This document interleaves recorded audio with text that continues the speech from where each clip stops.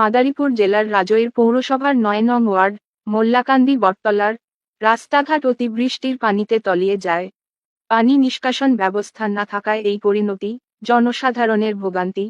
ঘর থেকে বের হতে পারছেন না মানুষ, শিক্ষার্থীদের স্কুলে আসতে হয় ভেলা পার হয়ে।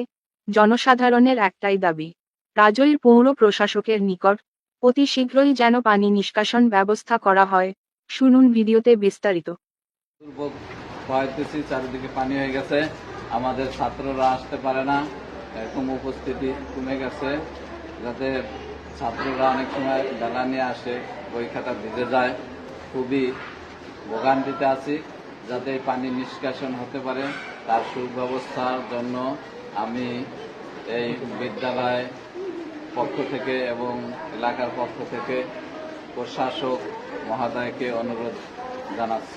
মসজিদের লগে একটা রাস্তা তলিয়ে গেছে। আমাদের এই মসজিদের মুসল্লিগুলো আসতে পারে না পানির জন্য, এবং স্কুল আছে, স্কুলের ছাত্রছাত্রী আসতে পারে না।